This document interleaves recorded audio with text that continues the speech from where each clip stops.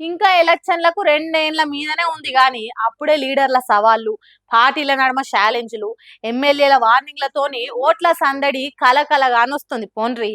ఇక వచ్చేసారి పవర్లకు వచ్చేది నువ్వా నేనా అన్నట్టుగా అధికార ప్రతిపక్ష పార్టీల నడుమ మాటల యుద్ధాలే అవుతున్నాయి. ఇదే ఊపుల కేటీఆర్ ఉండి సీఎం రేవంత్ రెడ్డికి ఛాలెంజ్ కూడా చేసిండు ఇట్లా. ఎస్ఐఆర్ పేరు మీద కార్యకర్తలతో మీటింగ్ పెట్టి కార్ పార్టీ క్యాడర్ల కొత్త జోష్ నింపే ముచ్చట ముంగటేసుకుంటారు బీఆర్ఎస్ లీడర్లు. గులాబీ పార్టీ వర్కింగ్ ప్రెసిడెంట్ కేటీఆర్ అయితే ఆయన స్టైల్ స్పీచ్లు కౌంటర్లతోని ఇదివరకంటే జర దూకుడు ఎక్కువనే చూయించుకుంటా పబ్లిక్ల ప్రసారాలు చేస్తున్నాడు. ఇక నిన్న మొన్నటి దాకానేమో ఈసారి పవర్లకు రాగానే పక్కా మా కార్యకర్తలను మంచిగా చూసుకుంటా, మా వాళ్ళని తిప్పలు పెట్టిన వాళ్ళను ఒట్టిగానే ఇడవా అని మాట్లాడితే ఇవాళనేమో రాజకీయ సన్యాసం తీసుకుంటా అని సవాళ్ళు చేసింది ఇట్లా.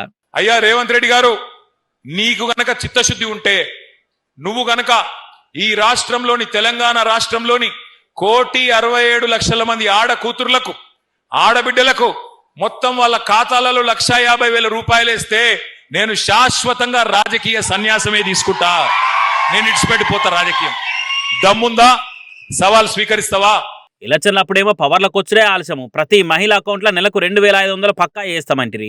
ఏమాయ 2 ఏళ్ళు అయిపోయాయి. ఆయనతో మళ్ళీ ఓట్ల ముంగట 5-6 నెలలేసి ఆయనతో హామీ నెరవేర్చినామని అంటారు కావచ్చు అనుకున్నాడో ఏమో కానీ ఈ 5 ఏళ్లకు కలిపి ప్రతి ఒక్క మహిళకు 60 నెలల లెక్కన 1,50,000 ఇవ్వవలసిందే. ఈ కాంగ్రెస్ సర్కార్ అట్లా చేయలేదు కానీ ఒకవేళ మీరు ఇట్లా అట్లా చేస్తే నేను శాశ్వత రాజకీయ సన్యాసం తీసుకుంటా అని పక్కా లెక్కలతో చెప్పుకొచ్చింది ఇట్లా.